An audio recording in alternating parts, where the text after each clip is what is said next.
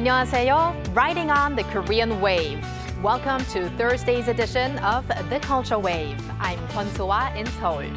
Explore with us Korea's culture from all aspects and stay up to date with K-entertainment with a special focus on K-pop today, K-fashion, K-everything. And we're going to do all of that together with my co-host Bella Kim in the studio. Hello, Bella. Hi, Soa. And hello to everyone joining us today on The Culture Wave. I'm Bella, back again to fill you guys in with the latest in K-entertainment. We have a lot of K-entertainment news to talk about, yes, and especially lots of K-pop news. And also in the latter half of the program, we're going to be joined by a special expert on K-pop. I should say a celebrity expert. Oh. But first, we're going to have Bella time with Not celebrity, news. yes. You're a celebrity too, of course, Bella. Bella time. But of course, Bella, yesterday Walter reported about K-pop Demon Hunters now becoming the most watched Netflix, not only series, not only film, overall. among all the titles. Yes. Yes, that is quite an achievement. And today we have more exciting news regarding K-pop Demon Hunters and especially exciting news for HUNTR fans. That's right. So Korean-American artists Audrey Nuna, Ray Ami, and Ize will take the stage as presenters at the 2025 MTV Video Music Awards. The trio, who voiced the animated K-pop group HUNTR in the Netflix hit film K-pop Demon Hunters, were officially announced on MTV social media on Wednesday.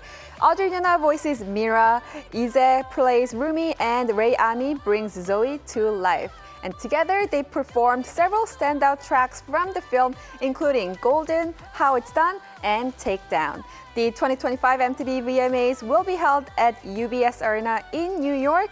It will be broadcast live on CBS and MTV and will also be streamed on Paramount+. That is a great opportunity for K-pop Demon Hunters fans to see the faces behind those amazing voices. Definitely. And speaking of the MTV the VMAs in short, we also have a K-pop group attending for a special reason. Cat's Eye will perform for the pre-show of the 2025 MTV VMAs. On Tuesday, the MTV VMA announced through its official social media that Cat's Eye will perform at this year's pre-show.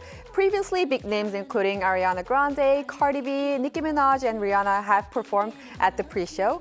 The group is set to perform hit songs such as Gabriella and Nelly. And not only that, Cat's Eye is also nominated in 2 categories at the awards, Best Group and Best Push Performance of the Year. So let's keep an eye out if the Cat's Eye can win these awards. Let's do so, and you're probably going to update us on that story. Definitely. Now, let's stay on K-pop again. Bella, what's our final story? Well, listen up, all 17 fans. Carrot, S-Coups, and Mingyu will release their first mini album as a special unit on September 29th. Pledis Entertainment revealed the trailer for it, titled Join Our Vibe, on Wednesday. The album is titled Hype Vibes, which represents a hot and free atmosphere where anyone can enjoy and connect. Initially, the two actually prepared to just release a single, but they expanded it to a mini album to express the vibrant and organic nature of the now in their daily lives. Meanwhile, 17 will kick off their World Tour, 17 World Tour, new at Incheon Asiad Main Stadium on September 13th and 14th. I can already feel the hype and the vibes in the air. Definitely. Well, thank you very much, Bella, for those updates, and stick around. Will do. And now let's go over to our AI anchor, Ari, for more on the culture front. Ari, take it away. Hello and welcome to your AI guide to the latest cultural updates from Korea. Here's our top story. Korea's largest art fairs, Frieze Seoul and Kiev Seoul, kicked off at COEX on Wednesday. Frieze features over 120 domestic and international galleries wowing audiences with a wide range of works by prominent global artists, from Wolfgang Tillmans and Takashi Murakami to Korea's Kim Youngdae. American abstract artist Mark Bradford's piece was sold for $4.5 million, stealing the spotlight. Kiev Seoul saw a smaller turnout from last year, with 175 galleries participating. The 2 major art fairs' opening ceremonies were attended by First Lady Kim Youngdae, Seoul Mayor Oh Se-hun, and other high-profile figures. The Culture Ministry has launched the K-Tourism Innovation Task Force, a public-private initiative aimed at boosting Korea's tourism sector. The move comes amid surging inbound tourism fueled by the growing popularity of K-culture worldwide. Chaired by Culture Minister Kim Youngdae, the task force will bring together key government agencies, public institutions, and experts, with the goal of strengthening K-tourism's competitiveness. A comprehensive package of measures is expected to be announced soon. The government will redistribute roughly 1.9 million unused movie ticket discount vouchers starting next Monday. The Culture Ministry initially distributed 4.5 million vouchers last month, and this round targets the remaining balance. During the first distribution period from July 25th to August 2nd, the daily movie attendance averaged around 435,000, nearly double the average seen earlier this year before the vouchers were issued. That's all from me. Stay tuned to the Culture Wave.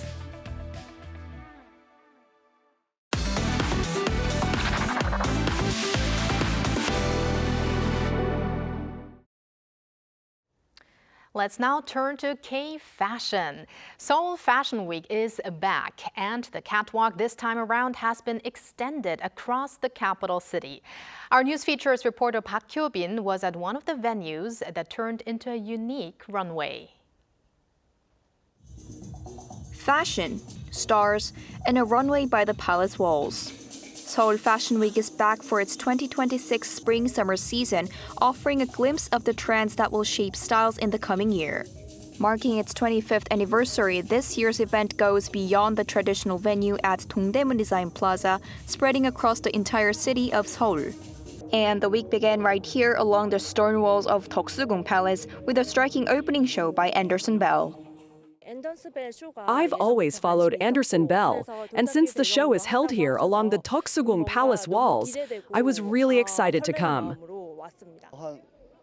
I've been attending the event for about 3 or 4 years now.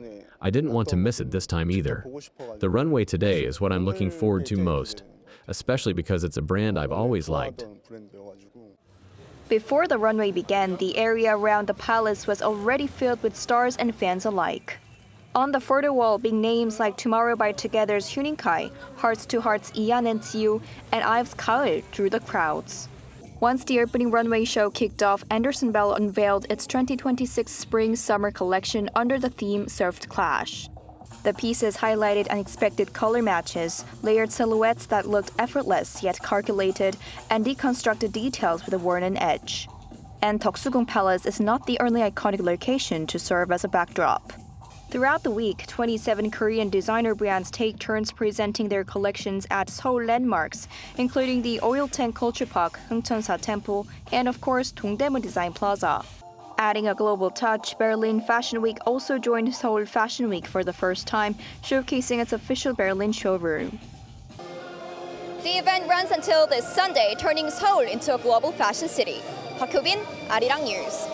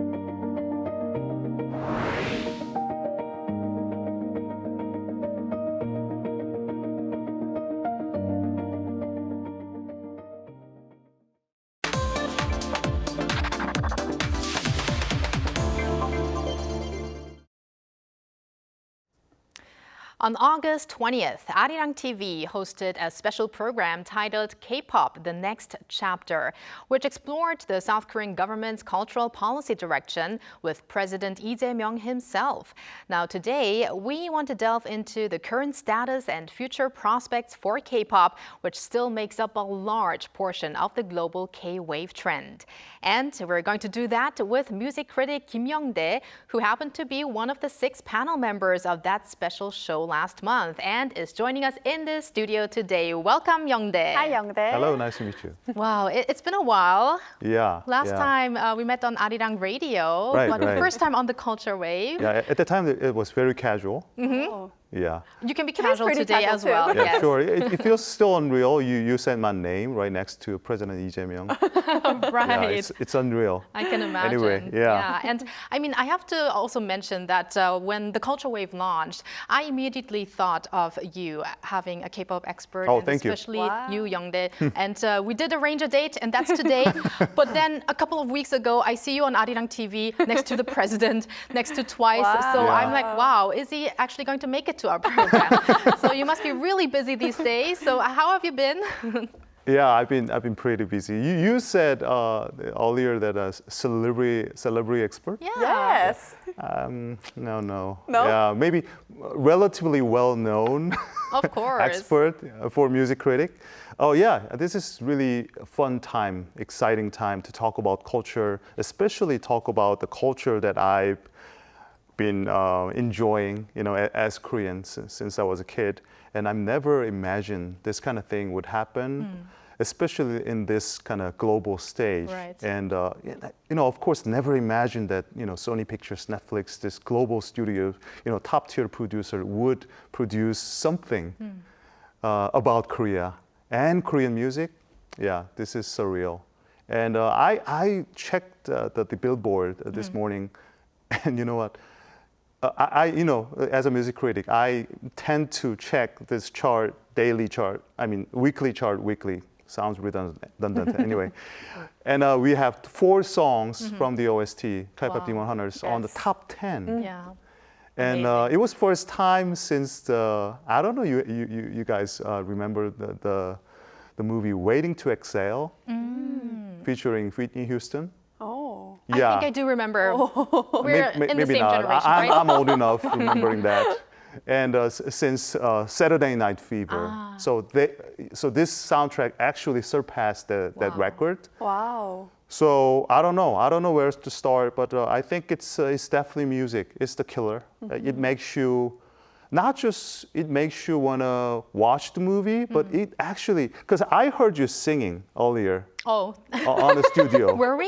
Yeah, you were singing. You or you. Right, you whenever were the singing. music comes in the always background. Whenever music kicks hum in, too, you're like yeah. da da da da. Yeah, it's actually the biggest reason. It's the good music, not just good music. It's fantastic music. But the thing is, especially Golden, it makes you wanna sing. It does. Right? And it makes you want to hit that high note, Note. that highest note. Exactly. If you nail it, you feel you're rewarded proud, with yeah. some sort. Right. So, and the story, absolutely. But the thing about the story is, it doesn't really tell you any specific agenda. It doesn't really impose you anything in particular. I think it's a really important thing because kids are watching. Youth, they're watching. If you think about things too deeply, it's already failure. You watch, you enjoy, and that's it. Then you rewatch and you enjoy. Then you find something that's relevant to your life or society. Then you realize, oh, this is not just ordinary, cartoon or animation. It is actually deep. Then you started to love more. Right, deeply. and that's when you watch it again and again, I Yeah. guess, because And you can't stop. the first time you just watch it because it's so fun, and Exactly. then you want to see more of the Yeah. details inside the movie. Yeah, and kudos to Maggie Kang. It's so much detail, so many impressive things. Right. I'm not sure, I don't know whether actually any Korean directors or producer or writers would put that much detail in one movie, and especially powered by the Western capital. It is very ambitious and very detailed. It actually passed the all the criteria, from music critic, music fans, or any Koreans. Or the president. He kept talking about food, and very important, right? You have to be really accurate on food, culture, and music. Those things all combined are the reasons. All of these combined factors is why we are still talking about K-pop Demon Hunters, and we still have news coming out today. I mean, Bella talked about the HUNTR's voices going to be presenters at the MTV VMAs. So we still keep talking about it, and there is a reason for it. Definitely, definitely. Did you know that actually HUNTR is going to be the first girl group that reached the #1 on Billboard since Destiny's Child? Since Destiny's Child. Yeah. Right. But We've reported on that before, yeah. But isn't it weird to say that the HUNTR would be the first girl group since the Destiny's Child? Two different things, right? Humans, characters, but we're living in a different world. Definitely. We are. So, Youngdae, as a person working in the K-pop industry, what implications do you believe the success of this K-pop Demon Hunters has in K-pop market as a whole? Oh, so many, so much. I think one big implication is that, well, let me be honest, K-pop has been there for many years, like 2 decades, 3 decades, depending on how you define K-pop. But it actually opened up the new possibility, especially in the mainstream market. Only thing that makes K-pop maybe less appealing to the general audience is that K-pop sometimes can be too like subculture. You have to understand something to understand the next thing. Maybe that's the reason why K-pop has so many like hardcore fans, but that was the reason why it never reached the mainstream level, I think. Maybe there are some other reasons. But this one actually proves that the potential of K-pop and K-culture as a mainstream thing. For me, that doesn't really mean anything because I was always fan and I was always an expert of this culture. But for those who never really pay attention to the culture, the music, never listen to the K-pop, especially this new fans of K-pop Demon Hunters, they kept rewatching this over and over every morning, every afternoon, but they never really pay attention to the K-pop before. And now they know, not just music, the culture as well. So its implication is huge, but I think that the mainstream possibility, the whole new market, is absolutely the biggest thing. And the second thing is bandwagoning. I mean, everybody, they want to try to recreate this thing and reproduce this kind of phenomenon, one film or another. I expect many more K-pop Demon Hunter kind of movies, feature movies or animation in the future. Yeah, there's a lot of competition there. It looks like really this one film opened up the opportunities for a wider public that is interested not only in this specific movie, but K-pop itself. Yeah. So let's delve deeper into K-pop. So K-pop Demon Hunters, it centers around Korean culture, but it's made by an overseas production, as we mentioned before. And we also have that within the K-pop industry. For instance, we have a dozen of music creators working on one song. For instance, Rosé's Apatu, for instance, we have many people from Korea and abroad working on that one single song. And then we have also K-pop groups where none of the members are Korean. So we have very unique things going on. But to what extent can we call all of that K-pop? Would you have a definition for K-pop today? Yeah, this might be the hardest question I ever. know. But the thing is, the scope, the realm, and the definition of K-pop is changing, and would be changing in the future as well. Because K-pop, the word K-pop, come to think of it, it doesn't really mean anything, right? It's just Korean pop music, but by whom, of whom, by which? It's really difficult to define K-pop in a single sentence or several words. So now K-pop can be different things. K-pop, maybe it's a local pop music scene or market, or it can be the music or the genre or the template can influence others to create something like it. It's like the kind of pan-Korean market or pan-Asian or the global market which is trying to sort of like make something that was heavily influenced by K-pop or K-culture. Is it K-pop? I don't even know, but why not? I think we're in that kind of situation right now. We don't know, but why not? It's a possibility. And talking about K-pop Demon Hunters, technically, yes, Netflix and Sony Pictures movie, but we are talking about two different things. Cultural product, industry, then culture. They're not exactly the same thing. They're overlapping with each other in some realm, but culture is very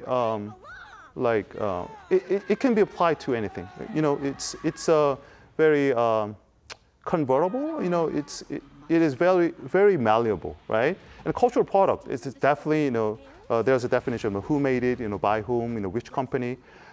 So in the narrow definition, may not be the K-cultural product, but it's definitely K-pop and K-culture because it deals with Korean culture very accurately, and there are lots of portion animators, creators, especially music producers. They're all Korean or pan-Korean. Right. So why not? It's a different situation in a different context. And with a different meaning, so why not? Yeah, why not? Kind of on a similar note, during K-pop Day Next Chapter, you've mentioned that the dichotomy or the divide between global and Korea does not really apply anymore in this era today. So could you kind of elaborate on this statement that you've mentioned? Yeah, I don't even know why I said that. I don't know. I'm just joking. Well, in the past, when I was a kid, there's definitely those are definitely two different things. Global. But isn't it weird? Because whenever we say global, we tend to think of Western, American, European. That, for us, for a lot of Koreans at the time, was global. And Korean is very specifically Korean. So those were the two different things. But now we're living in a already globalized, modernized, modern Korea. Sounds redundant again. Anyway, so the global Korea, local Korea doesn't really, not two different things, right? So, like Bong Joon-ho said in Oscar, most personal, most universal, same thing. Most Korean, why not? It couldn't be most universal.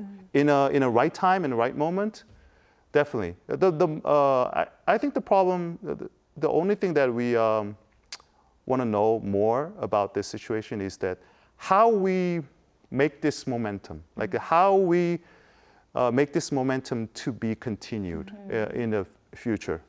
And speaking of that, actually, this continues to our question that's related to that. Director Maggie Kang actually said that there are no limits to cultural content, Korean cultural content. So what do you say about K-pop? Can it expand further?